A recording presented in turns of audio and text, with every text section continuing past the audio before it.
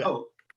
Great. Well, it's wonderful to be here and to see so many of you. I'm really excited to join you.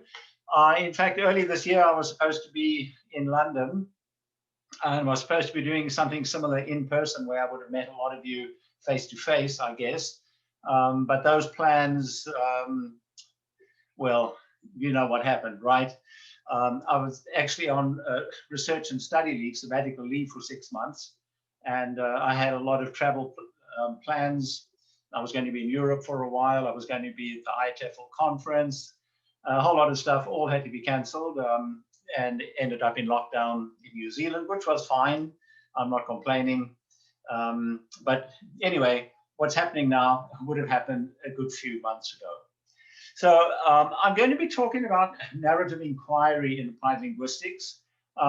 And work in progress refers both to narrative inquiry in applied linguistics, as well as some of my own work in progress.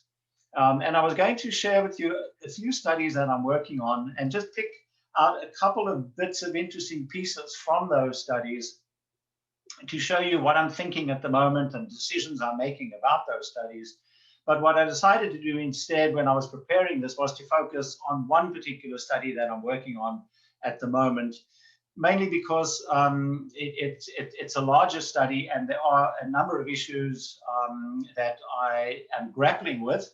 And I also have achieved some decision making with this particular project. So I can share those with you, and I can show you some of the decisions that I am trying to make at the moment. And perhaps we can talk a bit about those. But what I want to do is to start off by talking about story in narrative inquiry. And usually what I do when I talk about narrative inquiry, I talk about it as a methodology, and I am going to do that today. And then much later on in any talk, I get questions about story. Where does story fit in to narrative inquiry? So I thought I would start with that tonight or your morning. I thought I would start with what story is, where it fits into narrative inquiry, at least where I see it fitting into narrative inquiry. And I want to say right at the start that people see story in many different ways. Narrative inquirers see story in different ways, and narrative researchers deal with story in different ways, even to the point where what they do doesn't even look like stories a lot of the time. And I'm going to be talking about that in the first part of today. I'll introduce you some key works and developments in narrative inquiry. And again, I'm talking about narrative inquiry in a specialized sense, as opposed to narrative research, which is perhaps a little more broader in applied linguistics. And I will be explaining that as I go through. And I thought what I would do also is to share with you 5 core dimensions that help me make sense of my work in narrative inquiry. It just helps me break it down to what I see as narrative inquiry. If someone says to me, hey, what is narrative inquiry? I'll say, well, look, let me tell you about these 5 core dimensions. And it helps me explain what narrative inquiry is. So I'll share those with you and give you some examples of research, or particularly related to methods and methodology that relate to those 5 core dimensions. Then I'll share with you that study that I'm working on that is about Mia, who is an immigrant in New Zealand.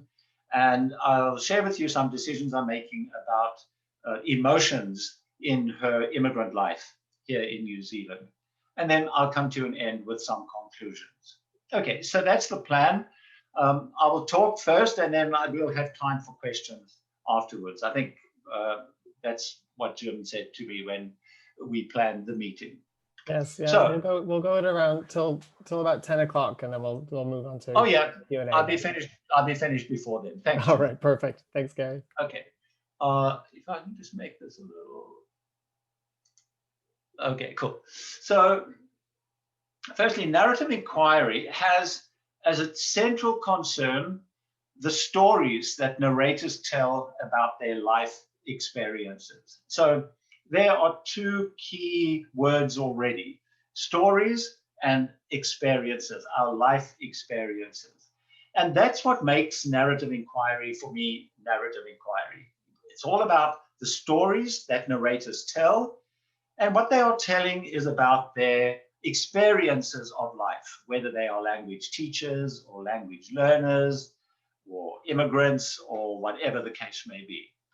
Okay, so stories then, I'm going to talk a bit about what stories are. And this is my favorite quote that I always include whenever I talk about narrative inquiry. It comes from Cramp, and she says that stories assist humans to make life experiences meaningful. Okay, so we've got stories and we've got that experiences again of life, but now we've got a new word, meaningful. So what the stories do is they help human beings in the telling of those stories to make meaning of their life experiences. Okay, so that's really key for narrative inquiry, that meaning making of those life experiences through the telling, the sharing of stories. Then it goes on, stories preserve our memories. So it's through stories that we preserve memories, the memories of those experiences. We put them into story form, and when we tell those stories, we draw on our memories, right? And they've been stored as stories. They prompt our reflection. So we can reflect in stories, through stories. They connect us with our past and present. So the stories, again, that's straightforward. We have a connection with the past and the present through the stories that we tell and we share. And also they assist us to envision our future. So the stories have a time dimension, a temporal dimension, past, present, and an imagined future. So I love this quote because it's very strong on that temporal dimension, that time dimension, past, present, future, the reflections through stories, and the meaning making of our life experiences. Now, if this is all true, it makes sense to use stories in this way for research purposes, for inquiry purposes.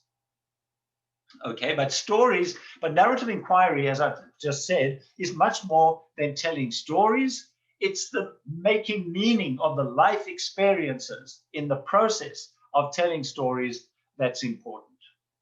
Now, exploring these life experiences, where and how does story actually fit in? If you read narrative research, or you do narrative research or narrative inquiry, you'll always see story in those studies, more or less. So sometimes you'll read an article or a dissertation that may even be framed as a narrative study, but there's not really that much story there. It's almost like a regular piece of qualitative research without much story there. Yes, it may be based on the participants' life experiences, but there's less story, not much story there. On the other hand, you may find studies that are definitely very strong and obvious in the presence, the visibility of story in those studies. So story is more or less present or visible in what's sometimes called narrative inquiry or narrative research.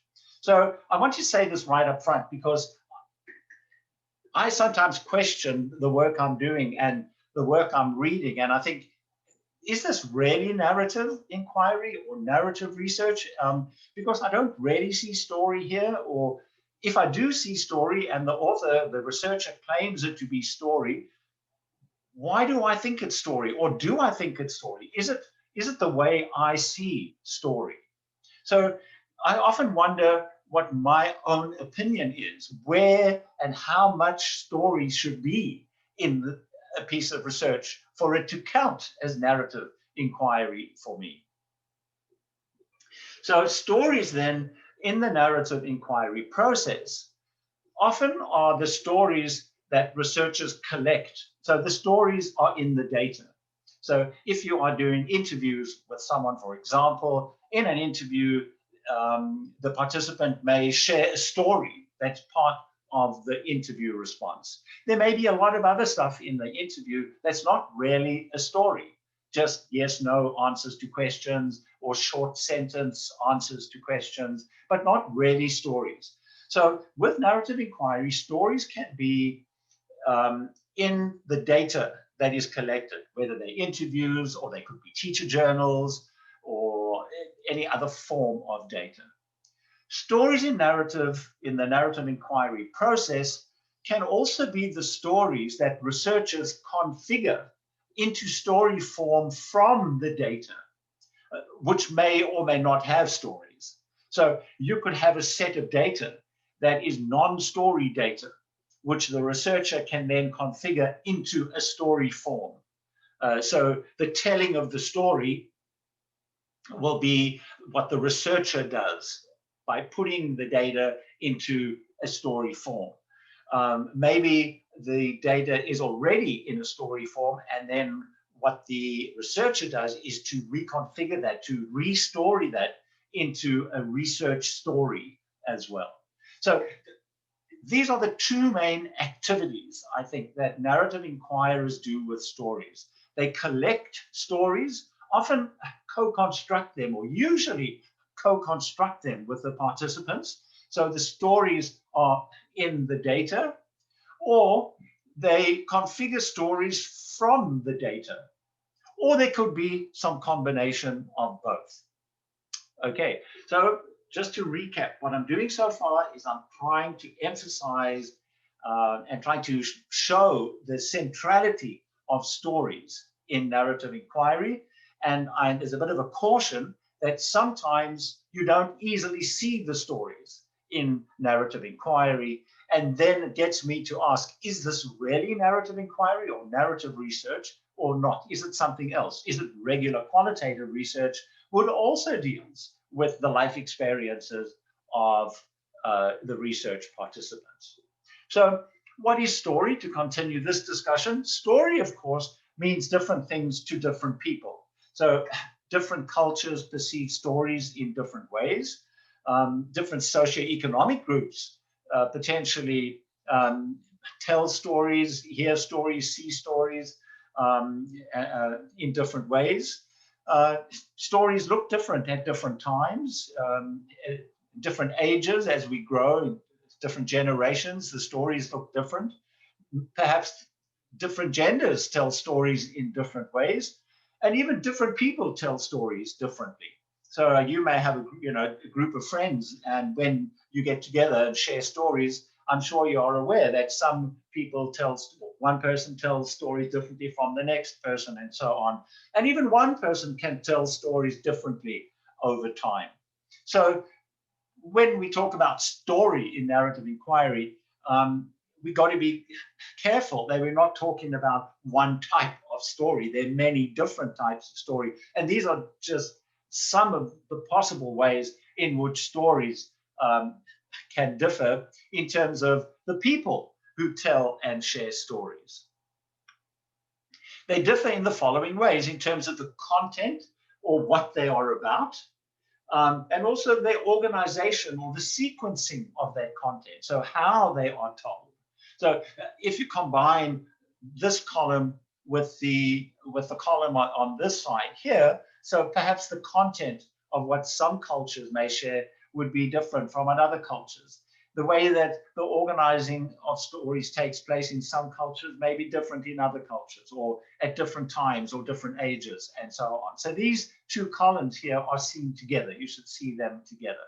So what's in and what's left out also differs. Again, on the individual level, some people share stories. You say, oh my God, I wish you wouldn't say that in your stories. They reveal everything, whereas other of your friends perhaps don't say enough. You say, tell me more, tell me more. And what can and can't be told. Sometimes we are restricted in what we can and can't tell in stories.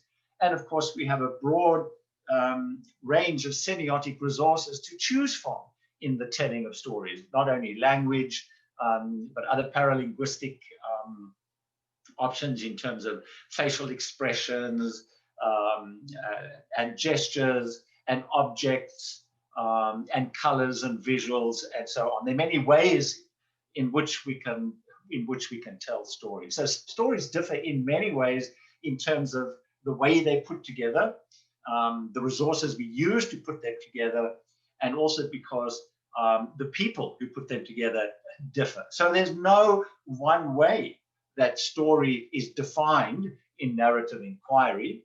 Although when I do my work in narrative inquiry, I tend to think about story as having these features.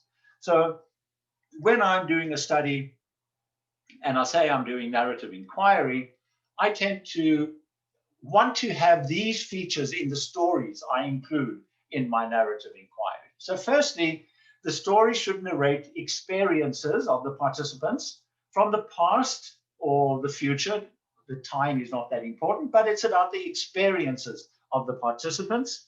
They tell about something that has happened or something that will happen in the life of the person telling the story. Okay, so it's about their experiences. They include reflective or evaluative commentary. This is what Labov said is one of the essential features of story. They include reflective or evaluative commentary on those experiences. So it's not just this happened, then that happened, then that happened, but you say something about what happened. You reflect or evaluate, you reflect on or evaluate those actions, the things that happen.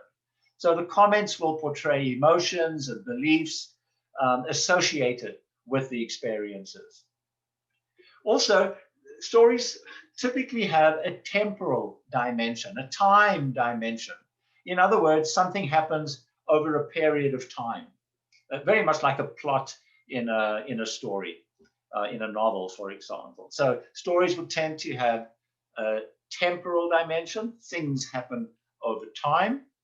They embody some action, so something happens in the story, in some spatio-temporal context, in some place, in some time. So there's some action there in the story, whether, again, it's a past lived experience or an imagined future experience or imagined in another place or another time. And stories always make reference implicitly or explicitly to who was involved in the story. So that's the like the characters in the story world, when the action took place, the time, and where it happened, place and space, for example. And the work in education of Nunan and Connolly that some of you may be familiar with, he talks about these three dimensions as well. They are typical of narratology, which is looking at narratives in the literary world and so on. So they're straightforward, but typically they're characters where things happen in time and space or place. And also stories have a certain level of tellability, a word that was used by Ox and Capps. And this refers to the extent to which an account conveys a sequence of reportable events, so some events, things that happen. It makes a point in a rhetorically effective manner. So there's something exciting about the way the events unfold in the story, something novel or unusual or unique. And this can have high tellability. So if something's exciting, it's interesting, you really want to listen to it. You know, tell me more, I'm interested. That's high tellability. Whereas low tellability would be, you know, like reading a shopping list, not very interesting, right? So these are some of the features that I typically look for in my own work in narrative inquiry. When I want to include stories or say that I am using story in narrative inquiry, I always feel better in my work when I can point to these features, these 6 features, and say that they are there in some way. Not always equally, but there in some way. And I just want to point out once again that this is not the case with all story with all narrative inquiries, because in the previous slide, I showed you that stories differ in so many ways. So what then is story to researchers? Story means different things to different researchers. For example, We get researchers who do narrative work who look at long autobiographical accounts, what's often referred to as big stories. So they may work with people, with narrators who tell stories over a whole semester or over a whole year, or even over a whole teaching career, for example, the big stories of people's lives. Also, we get narrative researchers who look just at small snippets of conversation, often referred to as small story analysis. Some of you may be familiar with that. So it could be just a few lines of a conversation that are analyzed from a conversation analytical perspective. So some researchers, that would be their focus, looking very much at the construction of the story in discourse, and it could just be a few lines, snippets of conversation. Whereas others tend to look at extracts of interview data in story form, which is what I like doing, and I refer to this as short stories, where you extract from interview data, for example. I'll show you some examples later, 20, 30, 40 lines, where a story was told during the interview, and then you take that story out of the interview and do a short story analysis of that story. And I've developed a methodology that I use for that short story analysis, which I'll talk about a little later. So researchers working with stories, they're relevant to researchers' work in different ways. So some researchers are interested in stories as a process during data collection. So the telling, interested in the telling of the stories, whereas others are interested in the told, the outcome of the data collection. So what the story looks like when it has been told. You look at story as a product rather than as a process. And other researchers work with stories where they tell about the data collected. So they retell the story in some way. So the point I'm trying to make here is that there's no formula for narrative inquiry. There are many different ways of being interested in story, many ways of working with story, and the narrative inquiries focus on and have interest in different aspects of the story. Just to end off that conversation, where does the inquirer's analytical focus lie when they examine the stories? Well, there's some who are interested in what the stories are about or their content. And I tend to do a lot of my own work in this area. So, what's the story about? What's the content of that story? Others are interested in the way the stories have been organized or structured. So looking at their form, the form of the stories. So linguists and sociolinguists are particularly interested in the organization of stories, the way the content is sequenced, for example, and how the narrators or participants in the conversation take turns at talk in the telling, the unfolding of a story. The ways in which the events in the stories were experienced in life or told in the story. So looking at the context, so moving beyond just the text and looking at the context in which the stories were lived or told. Or any combinations of these, more or less any combinations of these. So the analytical focus of researchers can also be different. Okay, so just to change tack a little bit here, I thought I would just show you a couple of some interesting and some key works, I guess, that have been published in narrative inquiry, particularly in language education. And if anyone's wanting to do any more reading, these are some good texts to go to. This is one of the first books that came out, an edited book by Johnson and Golombek in 2002, which looked at teachers' narrative inquiry. And even today, they are still working on narrative inquiry and see it very much as an activity for teachers. So teachers doing narrative inquiry on their own learning, their own teacher learning, their professional development. And they say that inquiry into experience enables teachers to act with foresight. So it gives them increasing control over their thoughts and actions. It grants their experiences enriched, deepened meaning, and enables them to be more thoughtful and mindful of their work. So here the focus once again is on teachers systematically inquiring about their own work, examining their thoughts and actions in order to understand them, in order to understand their experiences so that they develop enriched, deepened meaning. So the focus there is on teachers doing their own narrative inquiry.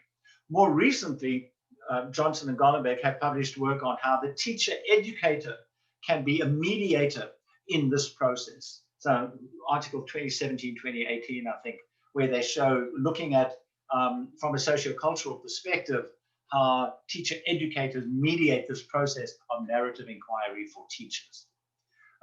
This was a special issue of teaching and teacher education some time ago, but here there's a slight shift in the focus from narrative inquiry for teachers to narrative inquiries for researchers. So they say, through narrative, we begin to understand the actor's reasons for action and are thereby encouraged to make sense of these actions through the eyes of the actor. So we here refers to researchers being able to understand teachers through their own eyes. So again, the shift here is from the teachers inquiring themselves to researchers inquiring about teachers, but learning about their experiences through the eyes of the teachers. But again, making the point that we are understanding their actions, making meaning of their actions. Pavlenko, in this influential article that was published in Applied Linguistics, says that in the past decade, there's been a lot of work in collecting interesting autobiographies, memoirs, learner journals, and so on, and then makes this very good point that it is not always clear, however, how one should go about analyzing these data. And then what she does in this particular article is to make some recommendations about the analysis of narrative data, and makes the point that that a content analysis by itself is not enough, and that one should combine that with a focus on form as well. Look at the language of narratives, and also particularly the context of narrative, of the narratives as well. So she makes that point very strong. So this is a very good article for you to read if you want to get that message particularly. This was another early book which looked at learners' autobiography. Autobiography is used to refer to a broad approach to research that focuses on the analysis and description of social phenomena as they are experienced within the context of individual lives. So these were learners' stories. It was published some time ago by Phil Benson and David Nunan, where these were autobiographies. So some quite early work from language learners' perspective. This was a special issue that I guest edited at TESOL Quarterly in 2011. I put together some really good articles, some very good contributions, which raised issues about narrative research. So embedded in actual studies. So there was data, there were studies, but they were talking about real life issues that they had experienced in narrative research. And what I did was I spoke about this concept called narrative knowledging, or the meaning making, learning, or knowledge construction that takes place during the narrative research process. So the activities of constructing narratives, analyzing narratives, reporting the findings, and then consuming the research reports. So narrative knowledging is just a clever word, I guess, for the sort of action word for making meaning, or understanding, or learning, or making sense of life experiences through the narrative research process. Okay, and I used this simple diagram here to illustrate narrative knowledging. So I find the diagram quite useful because especially when I'm teaching work on narrative inquiry, because it helps to design the project. It helps, you know, if you're thinking about a narrative inquiry project, it's quite useful to think of the whole project.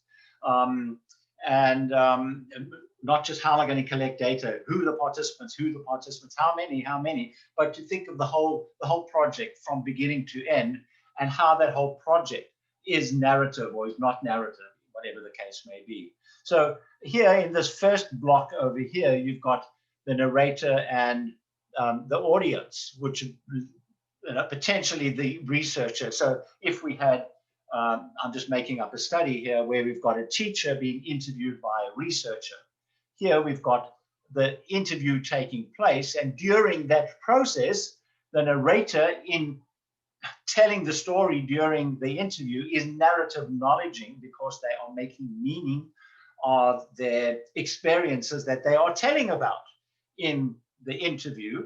And at the same time, the researcher is co-constructing that interview. The audience or the researcher is also narrative knowledging, because they are making sense of what the narrator is saying.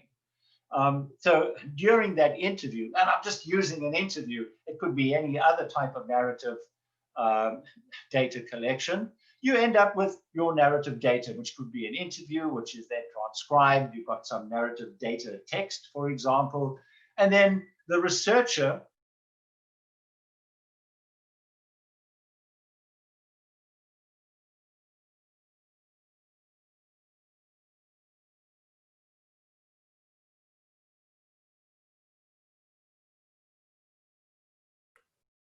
Hi, everyone.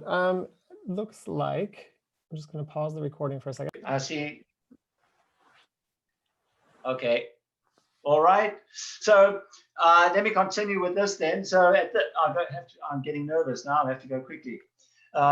So here we get the researcher then analyzing the narrative data and narrative knowledging in the process, of course, making meaning of the stories that the narrator told right up here.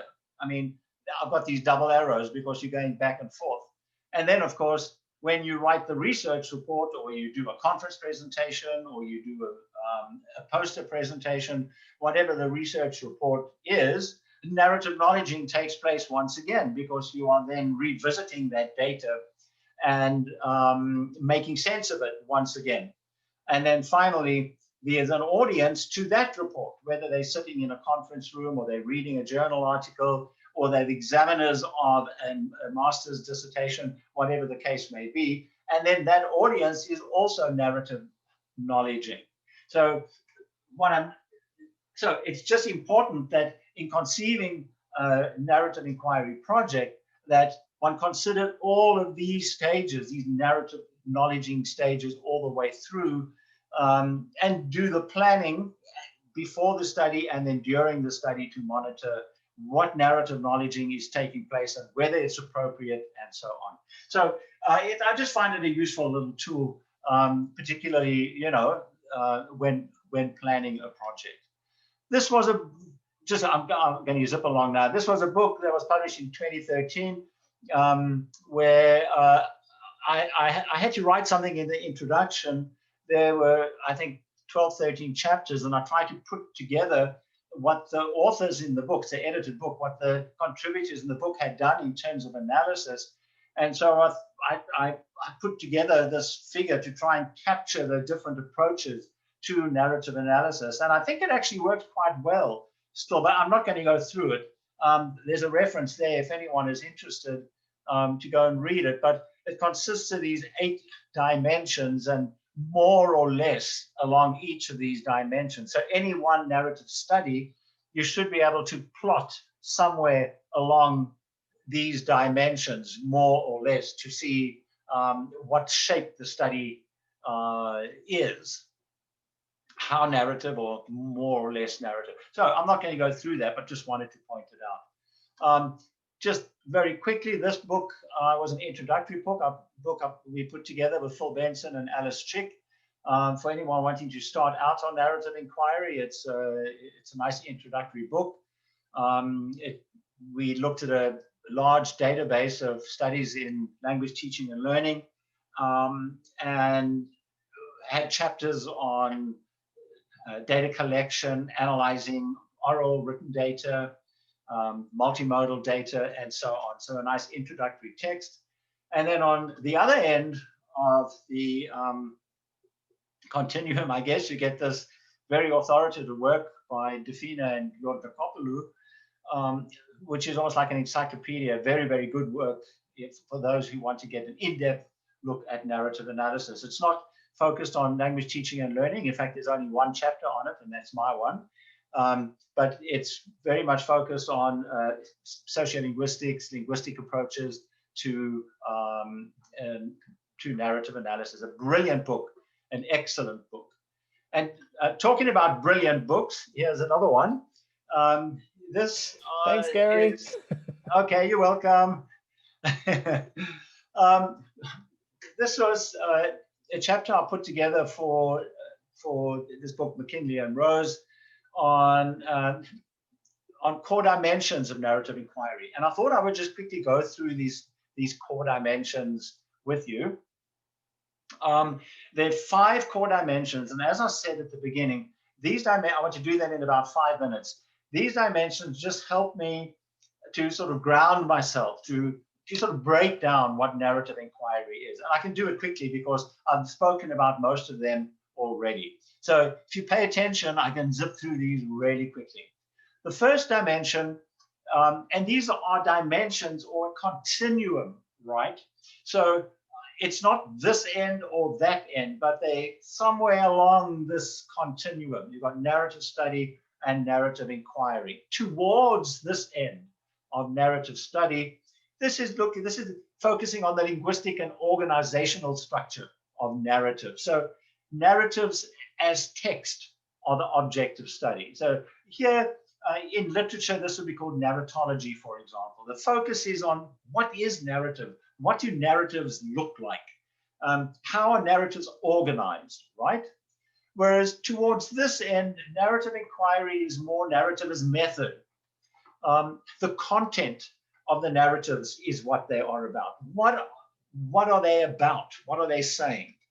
As Defina said, it's you use stories and storytelling as a methodological tool to investigate individual and group experiences and identities and so on.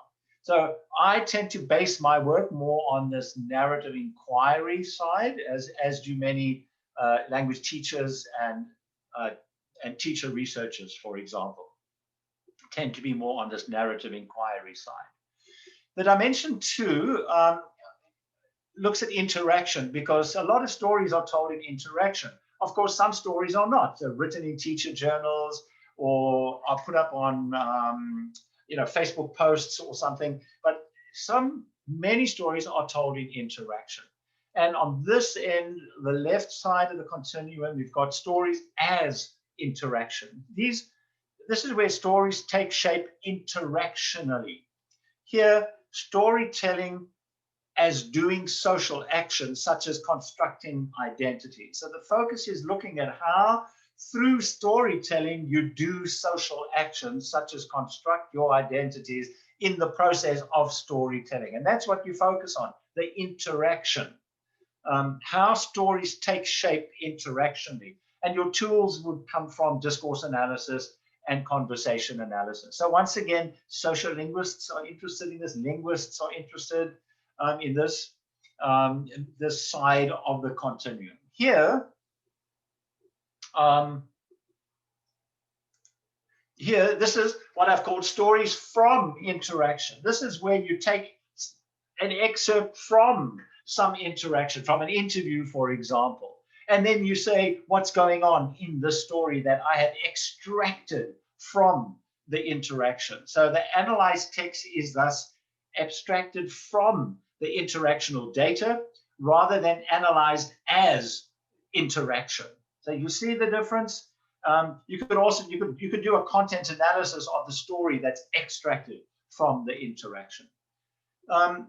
Less engagement and more engagement. So how engaged with the participants is the researcher?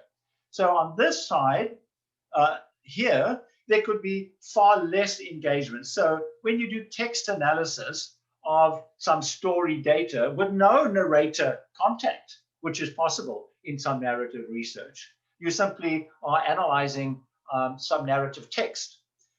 Maybe it's a one-off interview. You see the person once and you look at their interview and analyze their interview, little engagement.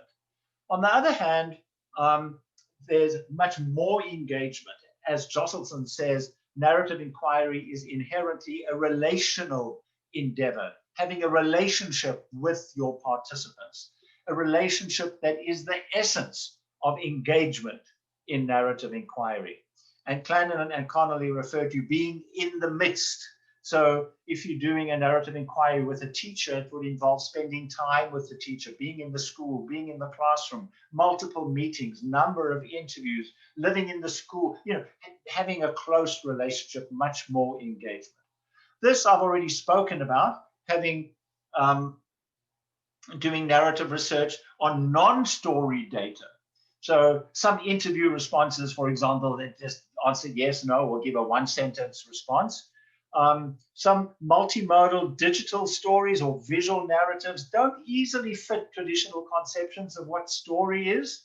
So, we can call them narratives, visual narratives. There's some excellent books coming out on visual narratives, but sometimes it's uncomfortable saying their stories from a traditional perspective. Some small stories, some may argue, well, where's the story there? I can see it's part of a conversation, but it's just a little snippet of conversation. Is that a story? Some may question that. Whereas other stories are much more obvious. I've spoken about stories, learning histories, teacher journals, short stories, memoirs, and so on. And then the final dimension I'm to go through quickly, this I think is something I've spoken about, but really very important in narrative inquiry. What Clannon and Connolly getting mixed up. What Parkinhorn refers to as analysis of narrative. This is the conventional thematic or content analysis and involves searching or coding data for themes, categorizing these and looking for patterns of association. Very much like a qualitative thematic analysis, right? Analysis of narratives. So we get a narrative text and we do a thematic analysis of it. Then on the other hand, we configure the data content into a coherent storied whole. The outcome of the analysis is a story. So you write a story based on the data. So the researcher turns the data into a story. But it's not just a summary of what happened. It's an academic story. It's a research story. It involves theory. It sticks to the research topic. It's not just you tell a story, because that's just retelling a story. It's got to be a research text itself. Okay, and you could possibly do a thematic analysis of that story once again, and so you could continue. So those are the 5 dimensions. I've gone through them quite quickly, but you can reference them once again when you look at this slide. You look at these slides, and also if you read that chapter.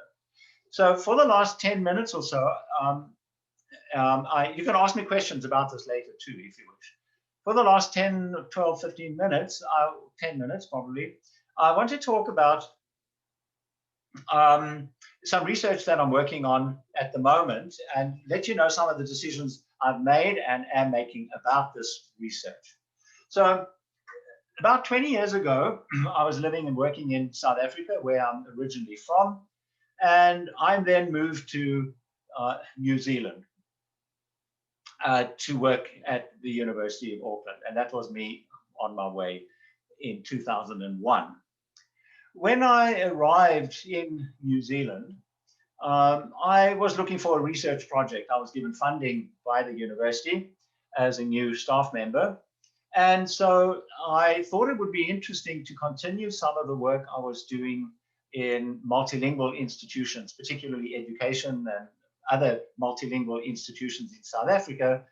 I thought I would continue that work on multilingualism in New Zealand and to focus on the South African bilingual population that had moved, the immigrant population that had moved to New Zealand. And so I started a study that took a couple of years.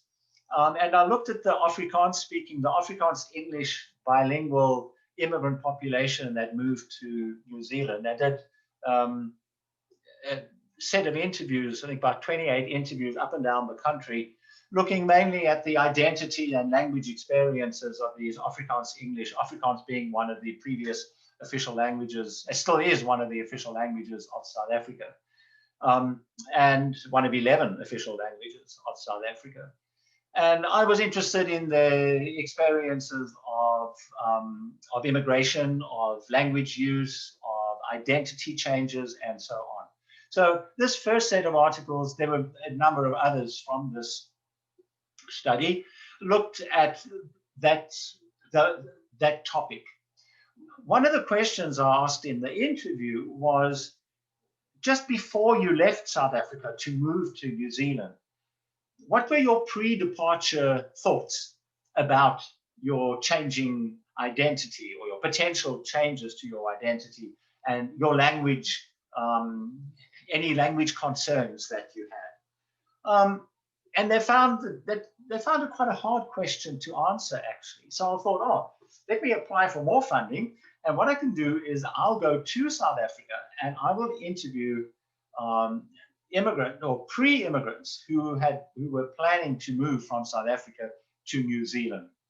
And I managed to find about 15 research participants in South Africa. I interviewed them in 2003, 15 participants in different cities in South Africa in 2003. And these were a couple of studies. There were a couple of others as well that came out based on that set of data that I collected. One of the participants from this study was Mia, a pseudonym, obviously. And she, as I said, was interviewed in 2003 in Pretoria in South Africa. She's a fluent Afrikaans-English bilingual, and she studied both languages at university. In fact, language is her profession. She was the main applicant for residence. She's a white ethnicity, early 40s when she arrived in New Zealand. She married, had 3 kids. Those were their ages, 10, 12, and 3 when they arrived. She had a secure job within a week of arriving. And eventually she arrived in New Zealand a few months later, actually, in 2004. And she contacted me when she got here, and we met for coffee. And then I never saw her again. That was the end, right? So until 15 years later, in 2018, I got an email from her. She said she's coming onto campus for something. How about we meet? So we met, we had a lunch. And while I'm sitting there having lunch, I'm thinking, wouldn't it be interesting to interview her again? 15 years after the last interview. In fact, we did have the interview in June 2018, exactly 15 years, almost to the day, after the pre-departure interview in South Africa. And I published one study based on the analysis of the 2 interviews, which has just come out in World Englishes. That's the connection, the link there if you want to go and have a look at it. In this study, what I did was I focused on the complexity of social inclusion, as well as its complex intersections with language and identity.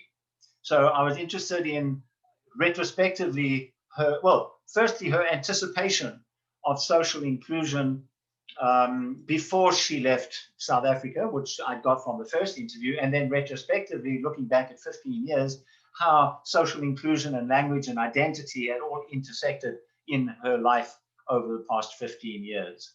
And what I did rather interestingly was I drew on some concepts and some theories in psychology. I don't want to spend time on this because I'm running out of time, but I looked at a cognitive developmental perspective on identity integration over time. And these researchers, Amiot et al., have developed this 4-stage model, which explains the specific processes by which multiple social identities develop intra-individually. So the sort of cognitive development model how they become integrated into the self over time during times of significant life changes, such as immigration. So these life changes spark the need to integrate new and potentially conflicting social identities that can trigger these proposed developmental processes in a recursive fashion, one developmental stage, then the next.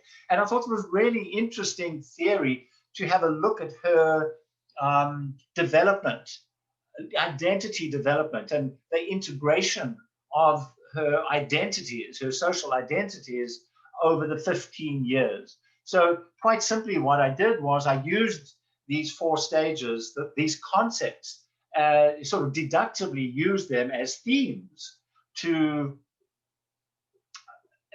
analyze the interview data, which is really interesting.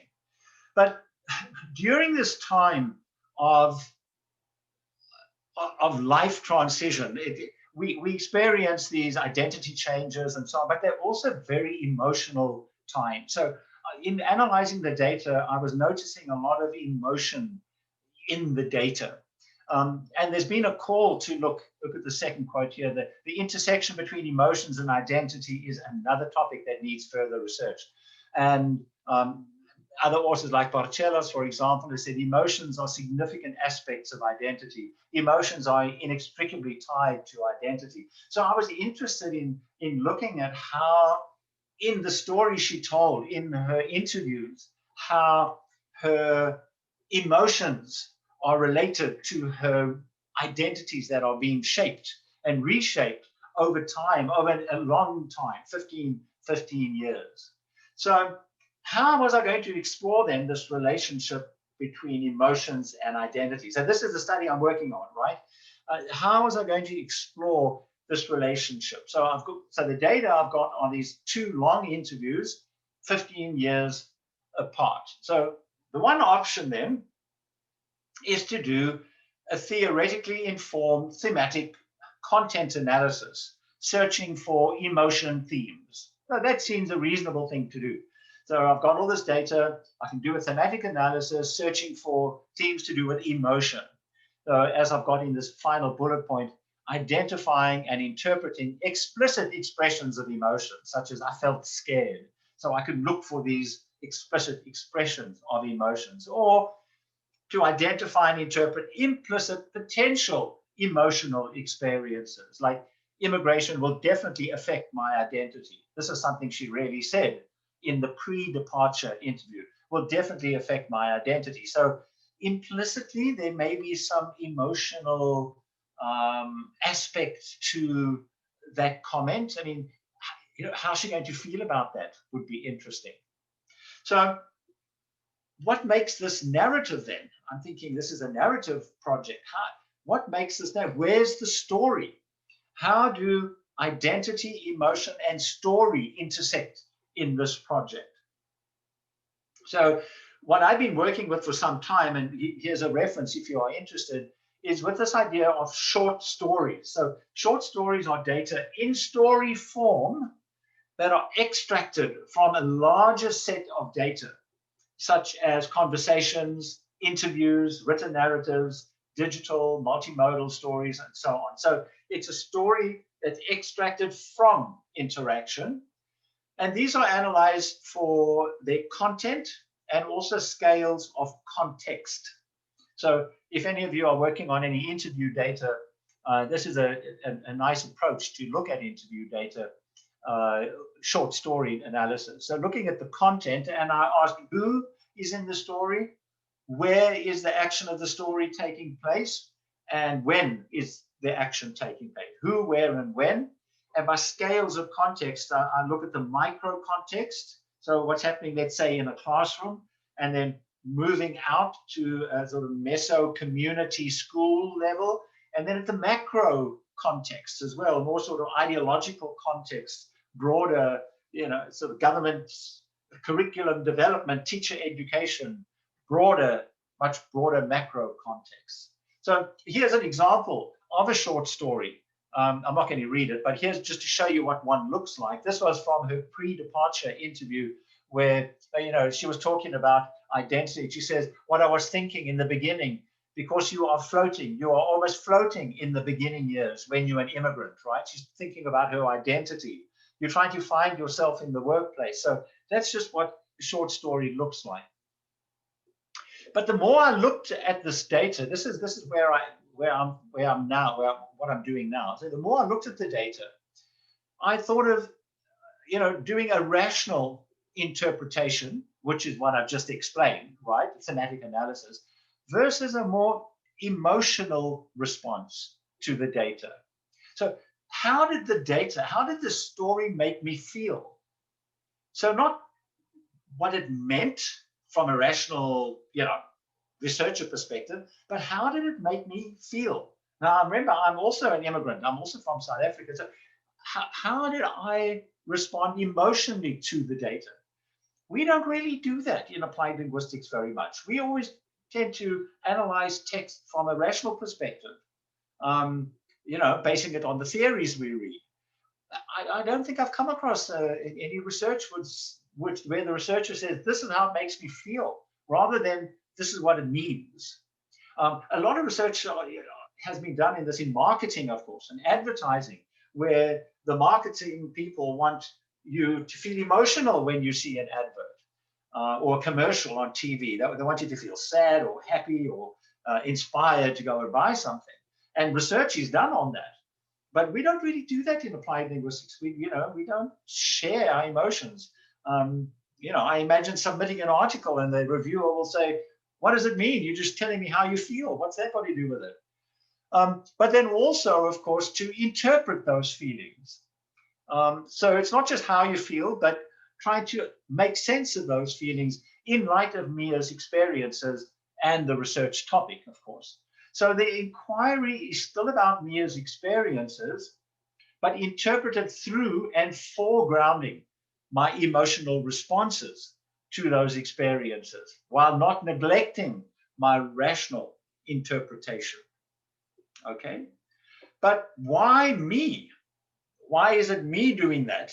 The interpreting and the emotional responding. Well, firstly, I'm the researcher, right? But I ask myself, am I the most appropriate emotional interpreter in this particular narrative inquiry? Am I the best person to do it? And my answer was, no, I don't think so, for a number of reasons. Firstly, I think the fact that I'm male and she's female may make a difference when I'm talking emotionally, responding to her emotions. There were things going on in her life that she told me about in the interview that I can't share for ethical reasons. But things I think I would respond to differently from how a female would respond to what she was saying. So what I did next then, with informed consent from all involved, I invited 4 participants to respond and to interpret the stories emotionally. So these 4 participants had similarities with Mia. They were all South African long-term immigrants, been here for 15, 20 years or more. They were all females, all middle-aged, all white ethnicity, and all had a professional occupation like Mia did. So what I did then was I interviewed each of these 4 individually, and I selected 5 short stories. So I showed you that short story earlier. So I selected 5 like that, and I highlighted 21 excerpts across the 5 short stories. And we sat together, and I know these 4 women quite well. So I've known them for a number of years. So it was very easy for us to get together and talk and share this study. And then I would ask them, how does this make you feel, this short excerpt? So the focus is on Mia. Mia's experience. How does Mia's experience make you feel? Quite difficult to do because many times the respondent wanted to then talk about their own life story as an immigrant, female, middle-aged, white South African. Okay, so their stories inevitably were drawn on in responding emotionally to the excerpts from Mia, and of course, my story too, because I was there as an interviewer, but as a co-constructor of this interaction that was taking place. So for example, I'm not reading this again, this is that same short story. This was one of the excerpts. What I was thinking in the beginning, because you are floating, you are almost floating in the beginning years. How does this make you feel? This is Mia's experience. She's anticipating her identity in New Zealand. How does this make you feel? Now remember, the person I'm asking that question to was exactly in the same boat a number of years ago. So they can draw on their own experience to respond to Mia's experience emotionally. And here was another one. And I think moving from one country to another and changing everything that you know without knowing exactly what's going to hit you is going to be a profound experience. And it will definitely affect my identity. How does this make you feel? And so on. So there were, 20 odd of those excerpts. So just to end then, what happened with this, what's happening now, is that there was in 2003 this interview 1 with me and Mia, and then in 2018 there was interview 2 with Mia and me, and then what happened at the end of 2018, 2019 was interview with me and each of the 4 participants. So there are multiple layers of interaction and interpretation with multiple participants now, all focusing and all narrative knowledging Mia's experiences of emotion and identity in the stories that she told. Okay, so we can come back. So this is where I'm at now. So I've got these 4 interviews have all been conducted, and I'm in the process of transcribing these. I'm trying to figure out now what I'm going to do. I will obviously have across the set of interviews responses to each of the 21 excerpts. So I'll be able to do some interesting analysis across the four cases. But the focus is, of course, on Mia. So I just wanted to end. Perhaps we can skip these to this final slide here. Just looking ahead to narrative inquiry in language teaching and learning research, where many of us are working. Some questions to end on. What does narrative mean in language education? What do we mean by narrative in language education? Is it different from narrative in other fields? Good question.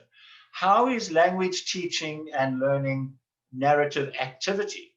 And how do we find out?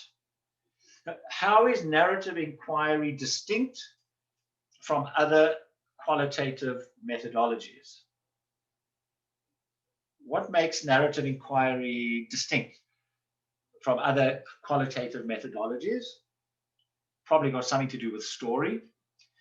Should we set boundaries or promote methodological and epistemological flexibility?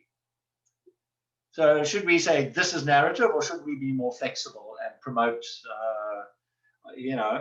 mixtures and hybridity of methodologies? Is that okay? Is it a bad thing? Will it disrupt? Will it interfere with what narrative is or should be? What is the purpose of narrative inquiry in the particular studies we carry out? Why narrative in these studies? Why do we choose narrative? Why not something else? If we choose narrative, are we clear about why we're choosing narrative? Is it important for that study? And then finally, how can narrative inquiry bring about social change in the research and teaching work we do? Should we have a purpose beyond just our own narrow research questions? Should there be a social change agenda to the type of research we do? in language teaching and learning as is happening more broadly in the social sciences, for example. Okay, I thought I would just very quickly end with this plug. I don't know if any of you go to AAAL, but next year I'm working with Anna Defina, who has a quite different approach to narrative research from mine, and we're working together on a workshop the day before the AAAL conference, which is an online conference next year. So they're the details. If anyone wants to join that workshop, I'm sure it's going to be quite interesting. Okay, I think that's all I've got in terms of sharing my screen. Jim? Excellent, fantastic. Thank you so much, Gary. This is there's quite an active chat actually going on, which was good because I encouraged people to post questions at any time through the talk. So what I've tried to do is group them together as much as I can. Okay. But I see that, yeah, more are coming in. So, but I think the first set of questions are around the kind of nature and structure of stories themselves. I actually really enjoyed this whole conceptualization of story that you had. I was really kind of imagining, a kind of, what does it mean to story? I know you were talking about it as a noun, but I really like the idea of actively making a verb. But that's just in my own head. Questions came in from around this from Rasha, Ravi, Annie, Yanhong, and Saidur. So I'll try to just raise some of these. The question started up when you started talking about how stories are different, mean different things to different people. And yeah, I thought it was interesting because then you said, when I do my work in narrative inquiry, story means this. So Rasha's question was, are there any universal commonalities? Yeah, so I don't know is the short answer. I guess I guess there must be. I mean, instinctively, I would say things like, something's got to happen. It's got to. I think a story would be based on experience, and there's got to be something happening in those stories. It's got to be from a person's perspective. But I think where the main differences come is in the way stories are structured. So one of the things I said when I was presenting the dimensions was that I tend to do my work more on narrative inquiry as a method. I think the best people to answer that question would be those who would be doing their work on the side of the dimension where they're focusing on narrative study. So where they're looking at the form of narrative, what narrative is, what it means, how it's different in different cultures, and so on. So that's why I was very careful to say when I do narrative, this is the way I use it because of my understanding of story, my own cultural perspective of story, the way I've grown up knowing story, the way I use story in my research and so on. But I think that story, I mean, I'm talking about story in narrative research from the social sciences. I'm not talking about, myths and folk tales, and that's a completely different type of story. But I think I think culturally the main differences are in what is told and particularly how it's told. But I think the commonalities would be that the stories are told from the experience, from the perspective of the storyteller about their experiences, and in the process they are making meaning of those experiences. I think those would be the basic commonalities. Okay. Because actually that's good, because a lot of these other questions in this area were around ideas about how do you know when to choose the right structure? Yeah, how do you know when doing narrative inquiry is right? Yeah, advice for new narrative inquiry researchers. Anything around that would be helpful. Well, I mean, perhaps I can tell you how I started getting an interest in narrative inquiry. So this is my advice based on my experience. When I was doing that research on the South African community in New Zealand, what I did was I was doing these interviews, and I was analyzing that. I did semi-structured interviews, right? That's what we always do, semi-structured interviews. So I had semi-structured, I had my questions and my follow-up questions, my prompts, and they were very successful semi-structured interviews. But mostly when I did the interviews, I was invited into these people's homes and they would make tea and there'd be cake. And the interviews would be 2-3 hours long. And we'd sit there, I'd have my recorder on. And when it came time to transcribe, there would be, way beyond just my question answer. And there'd be these fabulous stories that they were telling. And I was thinking, what do I do with all these stories? They haven't really answered my question, but these stories are great and they sort of related. So I remembered narrative inquiry from somewhere in the past. And so I started reading. And I found, I went to the education literature because that's where there's a lot of good stuff on narrative inquiry. This I'm talking, over 20 years ago. And I came across Johnson and Golombek's book. And so one way to start is to read. Read the basic text and to read studies. So you see how people in these studies actually do narrative research. And you get examples, you see what methods they use. Look at teacher research. There's lots of very good teacher research that uses narrative inquiry. That book by Johnson and Golombek, for example, that's got those lovely examples of teacher research. The teacher research from all over the world now, a lot of teacher research, teacher associations is producing narrative inquiries from their teacher research groups. Just read, look at what's being done, and you soon learn some of the methods and some of the ideas. This is so good because I think, sometimes students, and early, people dabbling in narrative inquiry research might not necessarily make the distinction between a semi-structured interview and getting a participant to tell a story. So is this something that they need to do right from the design stage, or do you think it's okay to kind of allow stories to happen if they happen? Okay, yeah. So that's a very nice question. Because firstly, if you just do a regular semi-structured interview, quite possibly stories will just be told in that process, right? And so you strike it lucky. You're doing the transcribing and there's a nice story. But there are ways of doing narrative interviews where you plan the interview from a narrative perspective. So instead of asking questions which are sort of sociological questions, so how does I'm just trying to think of instead of asking the typical semi-structured interview question, rather ask, tell me about what happens in your school, or tell me about the female students in your class, if you're looking at some gender type issue. So rather tell me something about, instead of, what's the gender breakdown in your school and how is this significant for the way the syllabus is designed? So to ask more open-ended questions. But you could do a combination of those. I mean, it's quite possible to, in your semi-structured interviews, in your follow-up questions, to do more tell me about type questions. So the type of interviews I tend to do when they are very narrative, like with Mia, for example.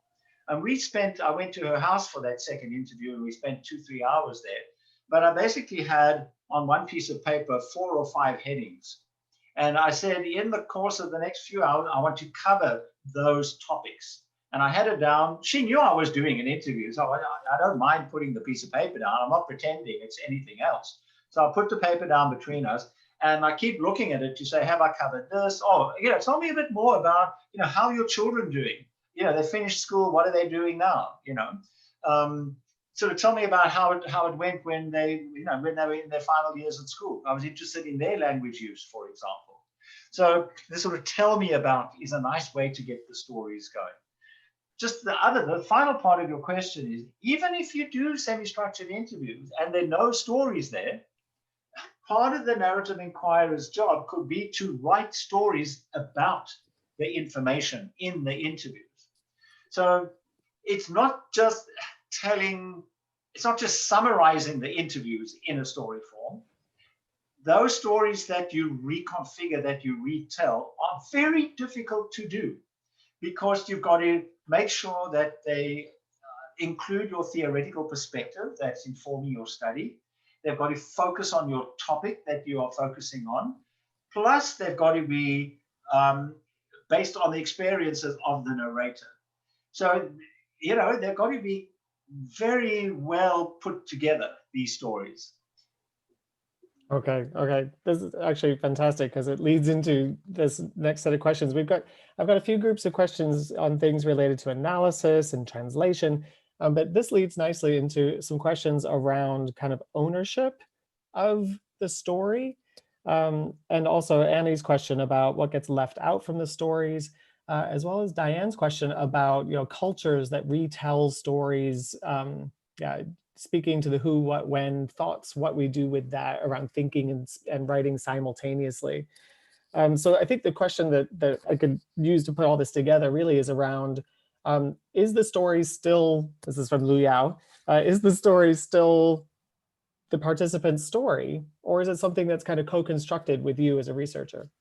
Yeah, oh, that's nice. Yeah, so I mean, it's the narrator's story, right? But this is part of if you're doing a narrative, okay, so if you are a narrative inquirer doing research with a participant, that's different from a teacher doing his or her own narrative inquiry, because then it's obviously they have ownership. It's all theirs, right?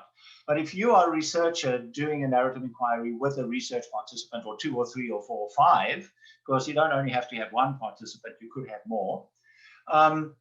It is a research activity. And so there's an understanding that, of course, the story, in terms of ownership, is the participants. The story, depending on what type of data it is, may or may not be co-constructed. So if let's say it's a teacher, or the teachers are writing teacher journals, there's very little participation from the researcher. Whereas if it's an interview or a conversation, there's much more interaction with the teacher. So there's much more co-construction of the story. But without the participant, the narrator, there's no research. So the ownership belongs with the participant. However, because you are involved in a research project, because you're involved in narrative inquiry and often attached to some institution, then there is an understanding that this is research, it's a research project, and that ownership may not necessarily change hands, but something happens to that data that you know, it's going to be written up, it's going to be read by someone, it's going to be interpreted by the researcher in some way, and then all the other ethical issues kick in that would kick in for other qualitative, ethnographic research, and so on. So that's right. But the thing with narrative that makes it a little bit distinctive is that when you are doing narrative work, sharing stories can become really personal. And in the telling of the stories, you can get wrapped up in the telling and excited, and you may share things that you wouldn't normally tell in an interview, even a semi-structured interview.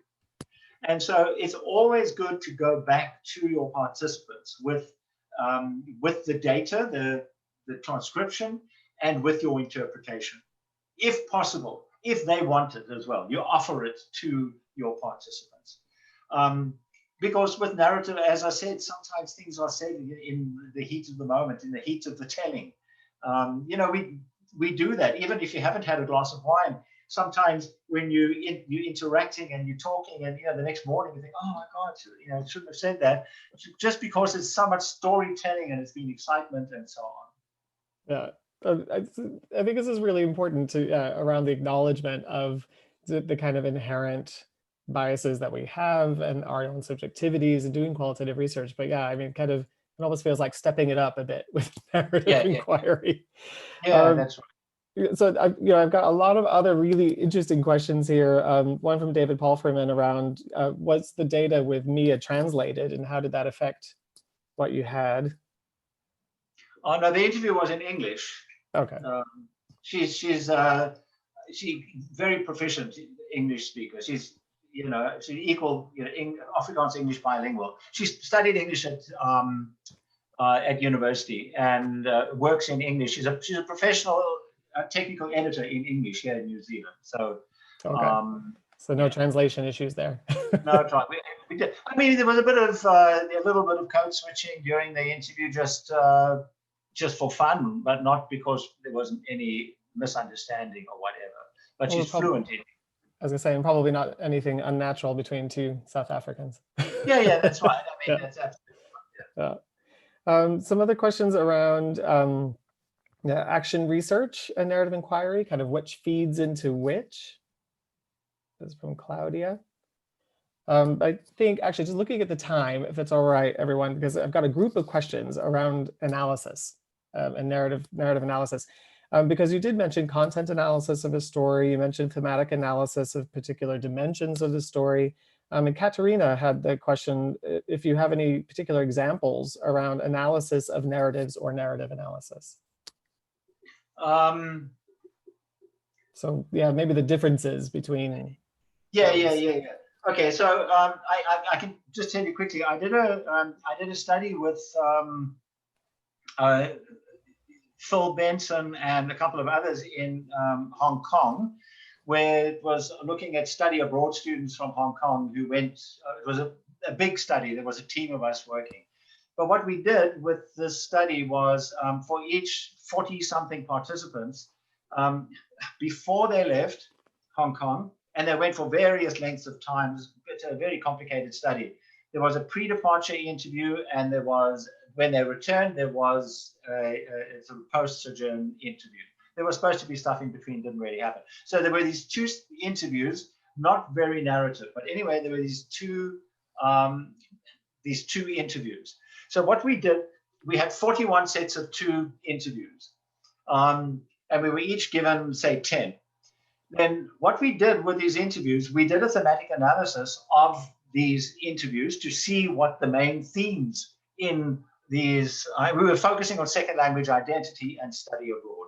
So we did a thematic analysis of these interviews. They weren't narrative, although they were the only narrative aspect to the interviews, what they were structured in a more or less narrative sense, was it is sort of chronological way. So we asked from, when they started learning English, when they went to primary school, high school. So we asked them to go through their language learning history in the interview. So we did that thematic analysis of the interviews.